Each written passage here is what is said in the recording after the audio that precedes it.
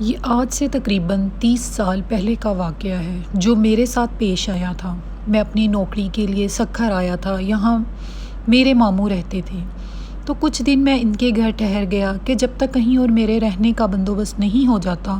ماموں جان کے گھر میں کئی سالوں کے بعد آیا تھا۔ بچپن میں کبھی اماں جان کے ساتھ آیا کرتا تھا۔ ابھی کچھ دن ہی گزرے تھے، نئی نئی نوکری تھی، میں اس میں الجھا ہوا تھا۔ ایک رات میں دیر سے گھر لوٹا، کھانا کھا کر میں اپنے کمرے کی جانب بڑھا تو مجھے ایسا محسوس ہوا کوئی اوپر کی جانب گیا ہو۔ میرا کمرہ زینے کے سامنے تھا اور اوپر ایک کمرہ تھا جو بند پڑا تھا۔ ماموں نے مجھے پہلے دن ہی وہاں جانے سے منع کیا تھا۔ کیوں یہ نہیں بتایا تھا۔ میں نے بھی زیادہ نہ پوچھا، مگر اس وقت کون گیا ہوگا وہاں، یہ سوچ کر میں اوپر چلا گیا۔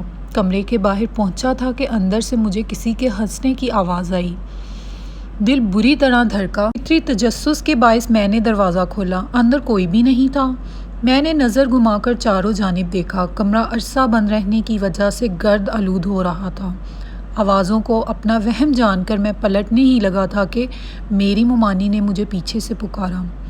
میں نے چونک کر دیکھا۔ مجھے حیرت بھی ہوئی کہ وہ کبھی سیڑھیاں نہیں چڑھتی تھیں، پھر اوپر، مگر انہوں نے کہا کہ مجھے اوپر آتے دیکھا تو میرے پیچھے چلی آئیں۔ مجھ سے پوچھا تو میں نے بتایا کہ مجھے لگا کوئی یہاں آیا ہے، دیکھنے چلا آیا۔ خیر میں ان کے ساتھ نیچے آنے لگا۔ ابھی 2-3 سیڑھیاں ہی اتارے ہوں گے کہ مجھے محسوس ہوا کہ کوئی میرے پیچھے پھر ہنسا ہو، مگر وہاں تو ممانی تھی۔ میں نے ڈرتے ڈرتے اپنی گردن گھمائی اور میرے ہوش اڑ گئے۔ میرے پیچھے ممانی کے بجائے ایک جھلسے ہوئے چہرے والی لڑکی کھڑی تھی جس کی آنکھیں سرخ تھیں۔ خوف سے میں سیڑھیوں سے نیچے گر پڑا۔ وہ آہستہ آہستہ میرے پاس آ رہی تھی۔ میری آواز حلق میں ہی رہ گئی تھی۔ بامشکل میں چیخا تو میری آواز پر ممانی اور ماموں اپنے کمرے سے بھاگے آئے۔ میری حالت بہت غیر ہو چکی تھی۔ میں نیم بے ہوشی میں تھا، مگر مجھے وہ لڑکی اپنے سامنے محسوس ہو رہی تھی۔ ماموں شاید سمجھ چکے تھے مجھے کیا ہوا ہے۔ انہوں نے مجھ پر دم کیا اور اپنے کمرے میں لے گئے۔